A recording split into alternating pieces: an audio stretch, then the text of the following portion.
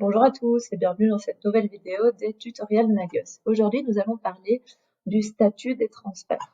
En effet, vous aurez peut-être pu le remarquer, euh, les transferts peuvent avoir plusieurs statuts, états, ici. Donc ici, si je vais dans la vue d'ensemble de tous les transferts, on peut voir que j'ai statut fait, statut prêt, statut en attente, annulé, en brouillon. Et dans la vidéo concernant le passage d'une route en une étape vers une route à plusieurs étapes, il y avait également même en attente d'une autre opération. Et donc ici, nous allons voir la différence entre ces différents statuts, principalement entre en attente et prêt. Donc, si nous réalisons une vente, donc nous allons reprendre l'exemple préalable d'une vente et nous sommes sur une route en deux étapes, donc avec un picking et une livraison. Donc je vais recommencer ma vente et je vends ici toujours mes 10 flip-over. Si je vais sur sur mes transferts, pardon, je peux voir ici que le statut de mon picking est prêt. Il est prêt car j'ai en effet une ligne dans les opérations qui a bien été préservée. Si j'appuie sur annuler la réservation, et donc en fait ici j'ai mes unités qui ne sont plus réservées sur ce picking en question, on peut voir que le statut a automatiquement changé. Et donc en fait la différence entre en attente et prêt est que le statut d'un transfert passe en prêt à partir du moment où il a des quantités réservées sur ce transfert. Et donc si ici je revérifie la disponibilité et qu'il me re-réserve, comme on peut le voir, mes articles, là maintenant j'ai mon article qui est passé en prêt.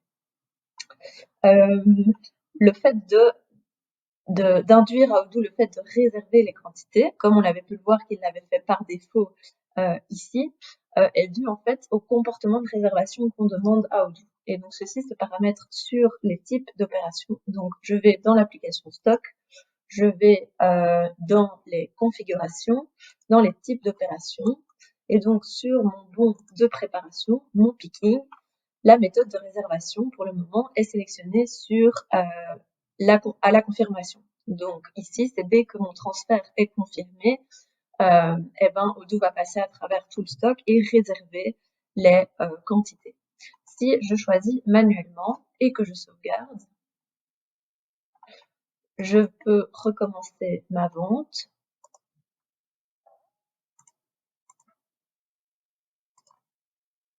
Je vais dans mes transferts et on peut voir ici que c'est en attente.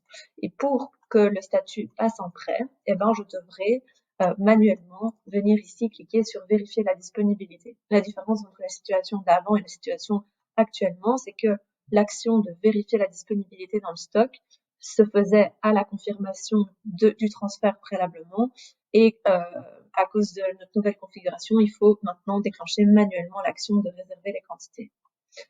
Et pour terminer, la dernière possibilité, à savoir avant la date prévue, c'est qu'on peut demander à Odoo de réserver X jours avant la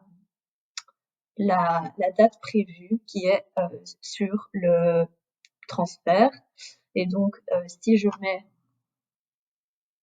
un jour avant la date prévue, par exemple, ici maintenant, je vais recommencer une nouvelle fois ma vente. Je duplique. Ici, je vais consulter en fait ma date de livraison parce que c'est celle-ci qui va déclencher en fait la date prévue. Ici, je veux le livrer pour dans 3 jours. Je confirme. Ici, c'est dans 3 jours, donc la date prévue est encore trop lointaine puisque nous avions mis un jour avant la date prévue. Et si nous changeons hop, ici, par exemple. Alors, la subtilité aussi dans le stock, c'est que il faut parfois faire tourner le planificateur pour que le statut change. Et donc, ceci, lancer le planificateur, je le lance.